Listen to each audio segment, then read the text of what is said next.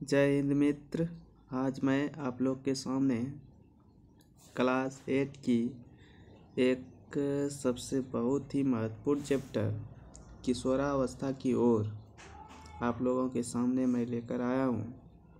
चलिए देर न करते हुए मैं अपने सेशन को स्टार्ट करता हूँ।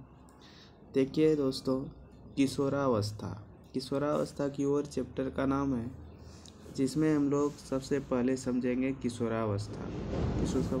किशोरावस्था होता क्या है, ठीक है। तो जीवन काल की वह अवधि जब शरीर में ऐसे परिवर्तन होते हैं जिसके परिणाम स्वरूप जनन परिपक्वता आती है। क्या आती है? जनन परिपक्वता आती है। उसी को क्या कहते हैं? किशोरावस्था कहते हैं, ठीक है। किशोरावस्था को जो प्रारंभ होती है 10 से 11 वर्ष से शुरू हो जाती है। कब से? 10 से 11 वर्ष। और ये चलती कब तक है? खत्म कब तक हो जाती है? 18 अथवा 19 वर्ष होते होते किशोरावस्था का एज समाप्त हो जाती है, ठीक है। ऐसे हम लोग का एजों के हिसाब से अवस्था में बांटा गया है। जैसे जब बच्चे जन्म लेते हैं तो वो शैशवावस्था कहलाती है, 0 से 2 वर्ष तक। शैशवावस्था के बाद वो बाल्यावस्था में आता है। उसके बाद किशोरावस्था में आता है ना। फिर अंत में जाके एक वयस्क बनता है, फिर जाके वृद्धावस्था आती है। तो ये अवस्था की ही एक यहाँ पे चैप्टर है किशोरावस्था। तो जिसको हम लोग किशोरावस्था को इस चैप्टर में अच्छे से जानेंगे कि किशोरावस्था क्या है, इसमें क्या क्या होती है ना। तो जीवन काल की वह अवधि जब शरीर में ऐसे परिवर्तन होते हैं जिसके परिणाम स्वरूप जनन परिपक्वता आती है, किशोरावस्था कहलाती है। इसका प्रारंभ 10-11 वर्ष से होती है। ऐसे 11 वर्ष यहाँ है, 10 या 11 वर्ष से शुरू हो जाती है और 18 या 19 वर्ष होते होते ये समाप्त होती है, ठीक है। किशोरावस्था की उम्र 11 से लेके 18 अथवा 19 वर्ष तक होता है। वही चीज़ वहाँ है, मतलब प्रारंभ से लेके अंतिम तक 10-11 से लेके 18-19 तक होता है। अब हम लोग आगे देखेंगे। आगे देखिए, हम लोग कुछ नोट्स पॉइंट दिमाग में रखेंगे कि किशोरावस्था को, किशोरों को जो है टीनेजर्स भी कहते हैं। किशोरों को क्या कहते हैं? टीनेजर्स। अब यहाँ लड़कियों में किशोरावस्था लड़कों से 1-2 वर्ष पहले प्रारंभ होती है। इसका मतलब क्या हुआ? अगर कोई लड़की मान लीजिए 10-11 से किशोरावस्था शुरू हो रहा है, तो लड़की में मान लेते 10 से होगा तो लड़कों में 11 या 12 वर्ष से शुरू होगी। वही 1-2 वर्ष का अंतर होता है। मतलब लड़कियों में पहले शुरू हो जाती है और लड़कों में 1-2 साल बाद शुरू होती है, ठीक है। अब देखिए यहाँ पे एक चीज़ आई, यौवना आरंभ। यौवना आरंभ क्या है? यौवन जोड़ आरंभ से बना है यौवना आरंभ। यौवना आरंभ किसको कहते हैं? किशोरावस्था के दौरान मनुष्य के शरीर में अनेक परिवर्तन होते हैं। यही परिवर्तन क्या कहलाती है? यौवना आरंभ, ठीक है।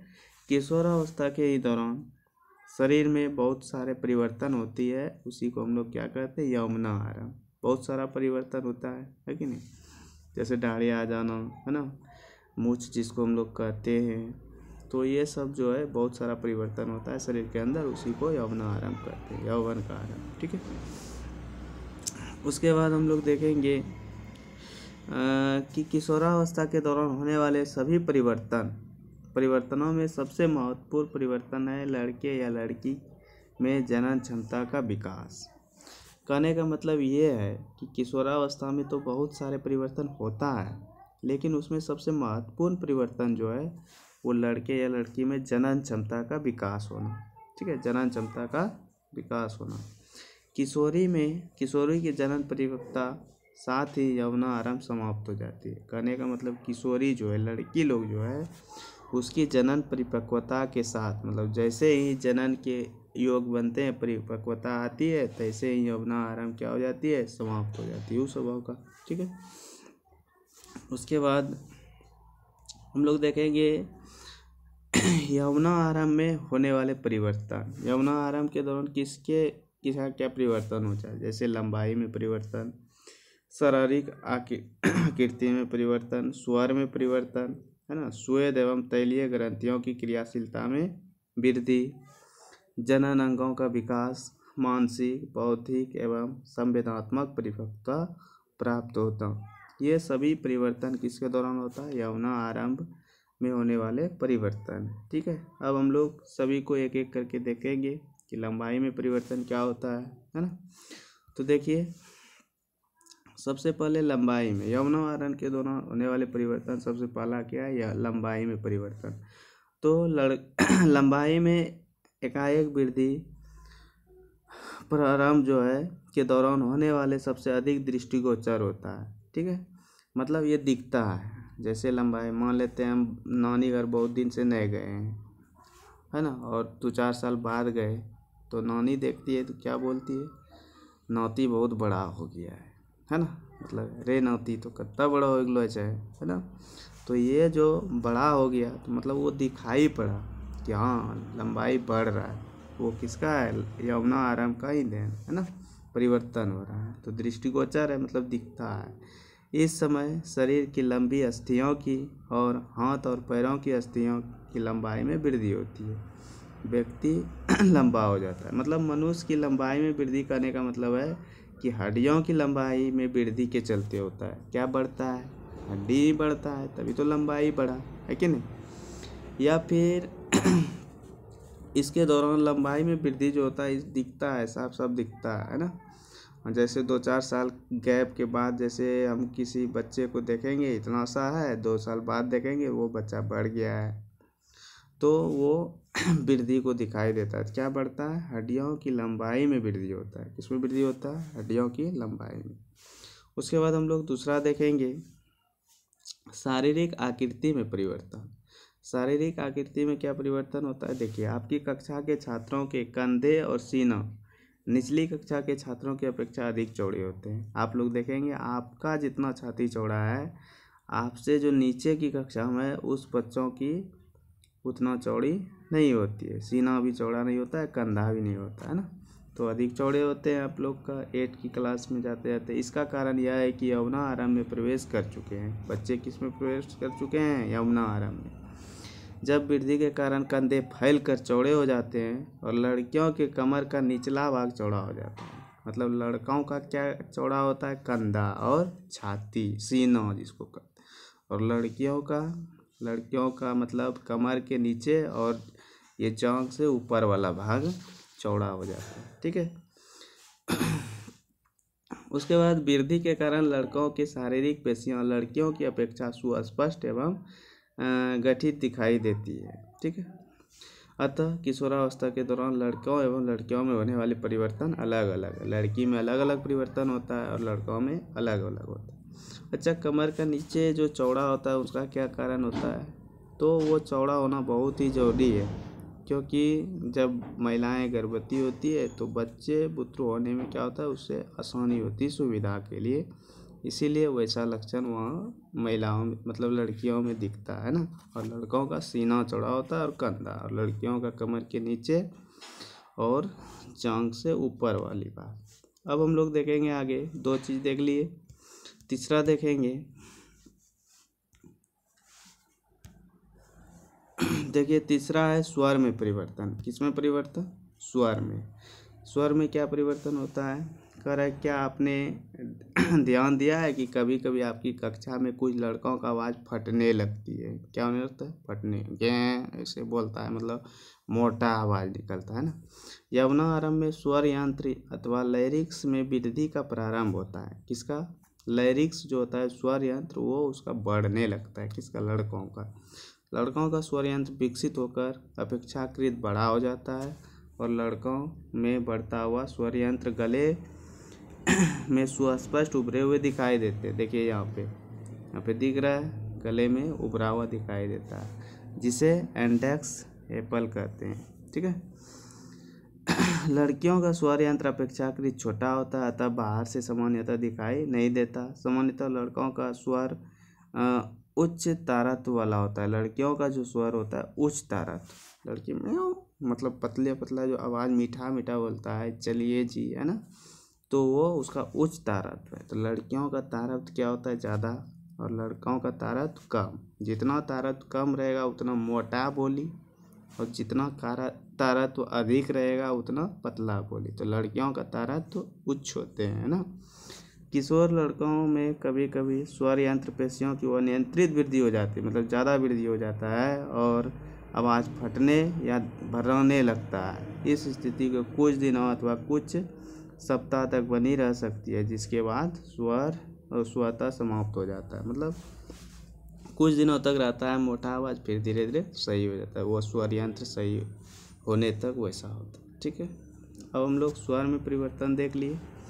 अब हम लोग आगे देखेंगे स्वेद या तैलीय तैल ग्रंथियों की क्रियाशीलता में वृद्धि। इस क्या हुआ, मतलब किशोरावस्था में स्वेद या तैलीय तैलीय तैलीय ग्रंथियों के स्राव को बढ़ जाता है ना, और इस ग्रंथियों में अधिक क्रियाशीलता के कारण कुछ स्वेद ग्रंथियाँ, तैल ग्रंथियाँ, लाल ग्रंथि जैसी ग्रंथियाँ ये चेहरे पर आने लगता है। मतलब होता क्या है, आप लोग देखते होंगे इस एज में नहीं, मतलब 9th-10th पार करके 12th तक में जाते जाते मुंह में कुछ कुछ निकलने लगता है ना, तो वो है ये स्वेद या तैलीय क्रियाशीलता। उसको हम लोग ये नहीं समझेंगे कि वो गलत चीज़ है, वो निकलता है, यौना आरंभ को दर्शा रहा है कि आप उस ओर से गुजर रहे हैं, है ना।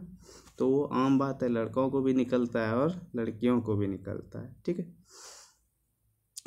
अब देखिए यहाँ पे हम लोग देखेंगे कि ग्रंथि, ये ऐसा ग्रंथि के कारण हो रहा है, तो बाह्यस्रावी ग्रंथि और अंतःस्रावी ग्रंथि होता है।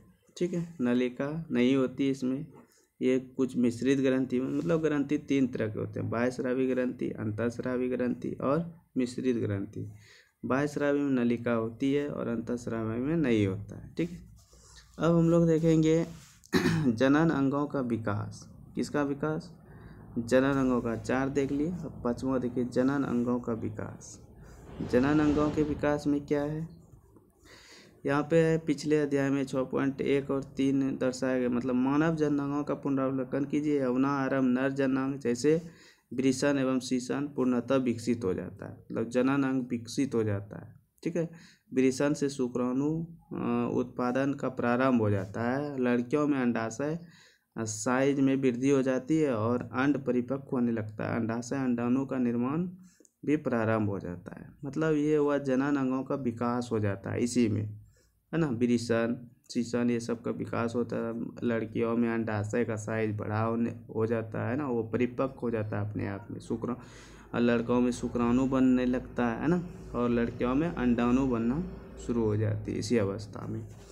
उसके बाद छठा हम लोग देखेंगे, छठा क्या है, मानसिक बौद्धिक संवेदनात्मक प्रारंभ, मतलब एक सोच आ जाती है ना इस अवस्था में। देखिए यहाँ पे दिया है कि स्वतंत्र और अपने प्रति अधिक सचेत रहता है, उनमें बौद्धिक विकास भी हो जाता है और काफ़ी समय लेते हैं, और व्यक्ति जीवन में वह समय है जिसके मस्तिष्क में सीखने की क्षमता सर्वाधिक होती है।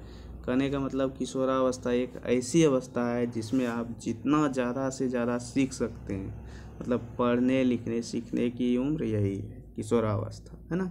और इसी अवस्था में बच्चों को बहुत सताता है। जैसे आपको अभिभावक का बात अच्छा नहीं लगेगा अभिभावक मेरे विरुद्ध है ना। दोस्तों का बात अच्छा लगेगा नहीं, दोस्त ही मेरे लिए सब चीज़ है।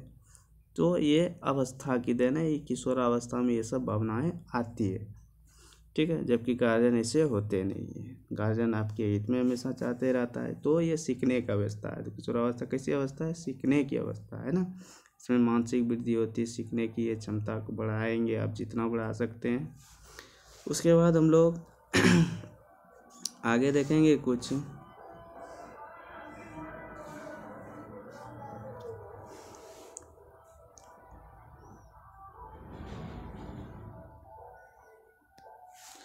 आगे देखिए आगे है किशोरावस्था में परिवर्तन के कारण, वो हार्मोन्स है। मतलब किशोरावस्था में इतना सारे जो परिवर्तन हम लोग देख लिए हैं, जनन चीज़ों का विकास, है ना, बोली में मोटा पतला जो भी चीज़, लंबाई में वृद्धि, ये सब सारे के सारे काम कौन करते हैं, हार्मोन करते हैं।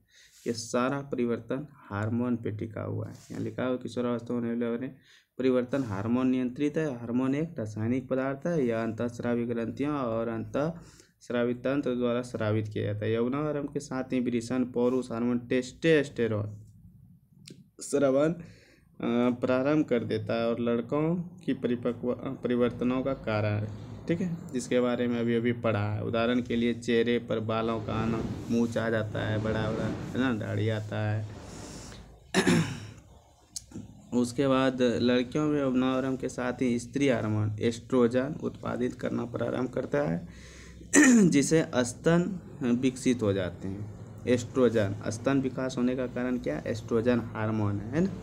उसके बाद दुग्ध स्रावी ग्रंथियाँ, दुग्ध ग्रंथियाँ अंदर के स्तन के अंदर विकसित हो जाते हैं। यह हार्मोन उत्पादन का नियंत्रित और अन्य हार्मोन द्वारा किया जाता है, जो पीयूष ग्रंथि और पिट्यूटरी ग्रंथि द्वारा स्रावित होता है। पीयूष ग्रंथि कहाँ पाई जाती है? मस्तिष्क में, वहीं से ये सब स्राव होता है। कहने का मतलब हार्मोन से होता है। हार्मोन एक कैसा पदार्थ है? रासायनिक पदार्थ है। ये स्रावित किससे होता है? अंतःस्रावी ग्रंथि से, है ना, जो नलिकाविहीन ग्रंथि होती है। उसके बाद पुरुष हार्मोन का क्या नाम है? आप याद रखेंगे, टेस्टोस्टेरोन। लड़कों में कौन सा हार्मोन?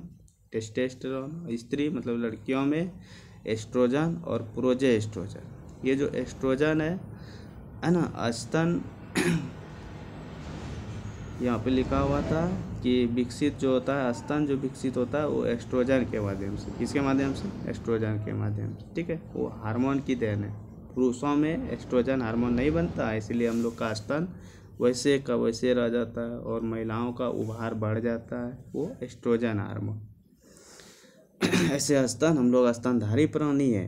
हम लोग को मतलब लड़का और लड़कियों दोनों को ही स्तन है, लेकिन स्तन का उभार बढ़ना वो एस्ट्रोजन के कारण होता है। एस्ट्रोजन हार्मोन का उत्पादन होता है स्त्री में, इसलिए उनका उभार थोड़ा बड़ा हो जाता है। और पुरुषों में ये हार्मोन होता नहीं, इसलिए हम लोग का जैसे का तैसे रह जाता है। ठीक है, अब हम लोग आगे और कुछ देख लेंगे।